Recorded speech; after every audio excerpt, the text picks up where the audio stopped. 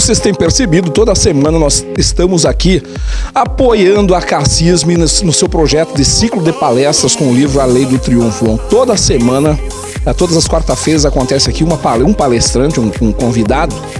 Já foi pro ar alguns dos convidados, que fala sobre A Lei do Triunfo, um livro que foi a primeira edição em 1928. Hoje tenho o prazer de encontrar aqui um dos palestrantes, né? Um dos que leram o livro, meu querido amigo Evandro Zamberlan, empresário da construção civil, compositor. O que mais, meu caro? Tudo bem contigo? Tudo bem, Azar. Prazer conversar contigo. Tô tendo a satisfação de ser um desses participantes desse ciclo de palestras. São ao todo 16 palestras, eu participo da quarta delas, né? E acho que é um tema bastante interessante o livro, né? Ele procura passar uma tese de como que as pessoas podem ter triunfo na vida, né? Eu já chamo a lei do triunfo. Mas eu quero começar, antes da gente falar um pouquinho especificamente do teu tema, realmente até do triunfo de você, da família em si. Porque a gente já tem falado várias vezes, eu te conheço há bastante tempo, a gente se encontra, fala sobre música, sobre isso, sobre aquilo, e agora é um tema específico. Mas tipo assim, você vem de uma família empreendedora, aquela coisa toda, o empreendedorismo, quando é que chegou, quando é que você percebeu, qual foi o limite dentro da tua vida? Perfeito. Eu tenho uma trajetória toda inspirada no meu pai, né? Não só eu, como os meus irmãos também. O meu pai tem aquela trajetória da pessoa pobre, sem ter estudo, veio de uma cidade pequena, ele é natural de São Pedro do Sul. Mas uma pessoa com muita visão empreendedora, uma pessoa que trabalha muito, trabalha de segunda até sábado, só para domingo. E então eu tive uma escola muito forte, né? E então acompanhando os passos do pai, da própria mãe também, que sempre... Foi um processo natural. É um processo natural e eu seria pouco inteligente se eu não aproveitasse toda essa bagagem que eu tinha do meu lado, e tenho ainda, né? O pai com 85 anos segue trabalhando... Narrativa, assim. Diariamente, acorda 4 horas da manhã, é um exemplo de vida, um exemplo de que trabalhar faz muito bem, né? Faz muito bem trabalhar, ele tá com uma saúde física, saúde mental, enfim, tá em plena forma. Então, eu tive essa escola e eu procuro dar sequência, né? Os meus irmãos também, a gente tá aí trabalhando bastante, né? E eu acho que falta para o nosso país, falta bastante empreendedorismo, né? Pessoas... Mas assim, só te cortando um segundinho, porque assim, esse programa que a gente está fazendo agora, na verdade o objeto disso era estarmos já com o nosso estúdio pronto, a qual você estaria lá de outra forma, mas em breve vem aí trajetórias, aonde a gente contaria toda a trajetória. E em função de alguns percalços, o estúdio não ficou pronto. O nosso objetivo aqui é essa participação junto com a Cassisme, com vocês, para divulgar esse evento. Mas trajetórias vem aí. Mas essa trajetória continua. Claro. Eu, dentro desse ciclo, né, vou tratar o tema, que é um tema interessante também, chama-se O Hábito da Economia. Então é o capítulo 4 do livro, né, que trata... O próprio título já meio resume o que é esse capítulo, que diz o quanto é importante que as pessoas tenham o hábito, ou seja, algo mensal, digamos, de poupar dinheiro para circunstâncias que a vida nos traz, como problemas de saúde, enfim, várias... Como o momento que a gente está passando, quem sabe?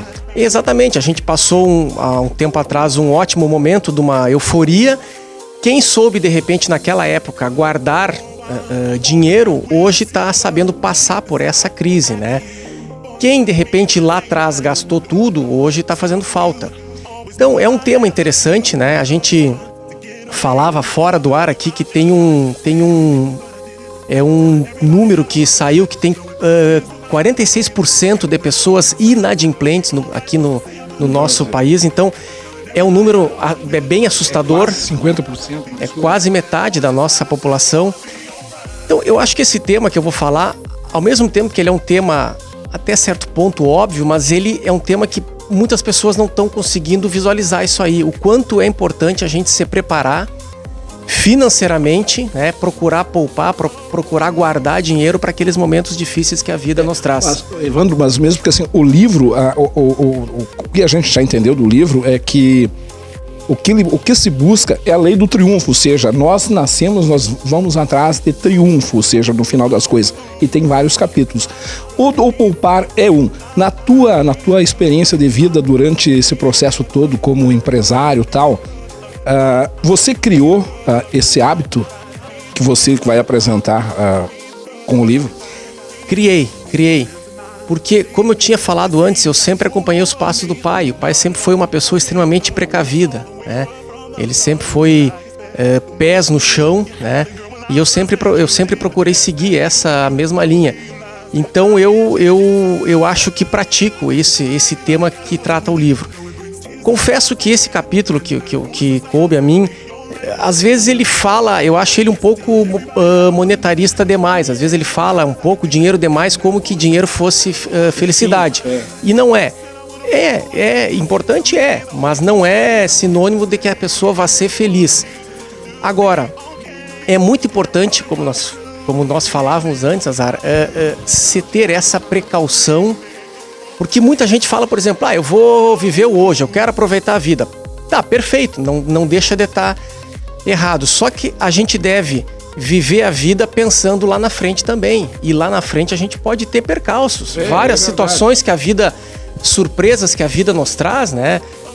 É um acidente, é um problema de saúde, é um problema familiar, enfim, várias situações que a gente pode passar. Assim, é um tema que, de certa forma, ele pode ser polêmico. Cada um tem suas opiniões, suas filosofias. Porém, talvez eu acho que não há dúvida de quem, de repente, tem esse hábito, está, pelo menos, se sente mais seguro para as adversidades da vida. Eu pergunto pra ti, esse tema serve? Esse tema, tu faz uso dele? Mas, meu querido, agora ele é o entrevistador, tá aí, assim, ó. Nós estávamos conversando antes de ligar a câmera sobre, então, realmente, cada um tem suas propostas, etc, etc. Sabe que eu, na minha vida, se a gente for voltar lá pra trás, etc, eu nunca tive esse hábito, ou seja... Porém, nos últimos tempos, nos últimos anos, não vou te definir mais ou menos quando, essa tese nos levou a automaticamente criarmos pelo menos um pouco dessa consciência. Então, e nós estamos nesse momento crítico realmente, e a gente fala assim, se nós passarmos, se essa nuvem passar, depois virão outros horizontes, etc. Então eu diria que eu não tinha esse hábito, porém eu estou muito mais precavido do que antigamente, mas vou pensar a partir de agora em tê-lo. Respondido? Respondido. É um tema interessante, é um tema polêmico até, porque muitas pessoas, a gente acompanha, às vezes gastam tudo aquilo que tem, e é um direito delas, né? E tem aquelas pessoas que às vezes até deixam de viver para poupar dinheiro. Eu creio que não seja nenhuma e nem outra. É um meio termo. A gente aproveita... Um equilíbrio. Exato. Quanto a esse período de crise que a gente vive agora, as crises vêm e vão. Não é a primeira, não vai ser a última crise, né? Então, acho que a gente tem que torcer que ela apenas seja o mais breve possível, mas ela vai passar. É questão de tempo. Obviamente que essa instabilidade política no país influencia toda a nossa economia.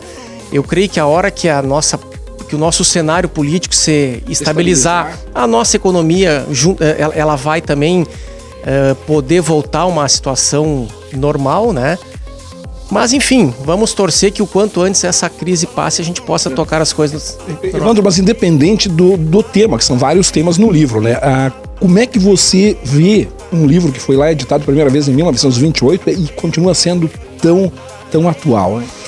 Eu vejo assim, Azar, tanto para esse livro como para palestras que a gente assiste, enfim, cursos, etc. Eu acho que a gente tem que filtrar aquilo que a gente entende que seja conveniente para nós. Obviamente que não tem uma fórmula pronta, concreta para todos, porque se fosse assim, todo mundo faria aquilo e todo mundo seria feliz, seria triunfante. E não é assim, não é assim. As pessoas, elas são diferentes na forma de agir, na forma de pensar. Então, o que eu acho? Que a pessoa tem que, de tudo isso que a gente escuta, que a gente ouve, que a gente lê, a gente tem que tentar filtrar, absorver aquilo que é importante pra gente.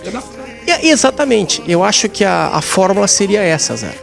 Mas voltando a o livro e a crise, até que ponto o que a gente está vivendo agora interfere no segmento a qual você atua na construção civil? Interfere muito, né? A gente passou um ótimo momento há 2, 3, 4 anos atrás, um momento de euforia, e agora passamos por esse momento que está completamente parado o setor, né? Então essa crise, ela interfere, ela diminui o número de empregos gerados, de obras, enfim, afeta diretamente. Mas como eu falei, Azar, isso aí passa, é questão de tempo. O que nós precisamos torcer? Que o quanto antes passe essa fase difícil. E ela vai passar. Preparado para a palestra, então? Essa ideia da Cassismo promover esse ciclo de palestra, que já é o segundo?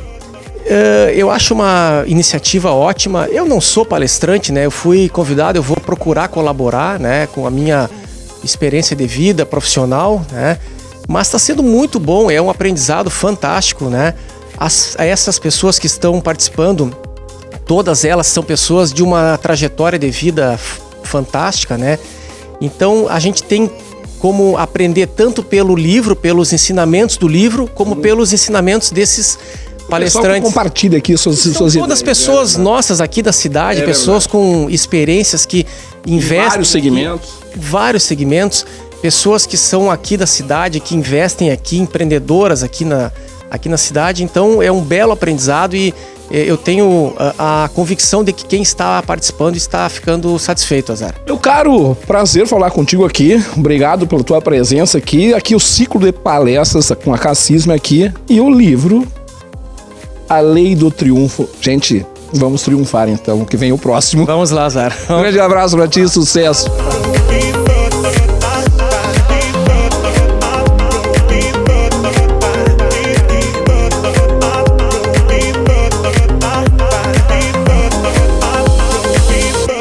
Bye.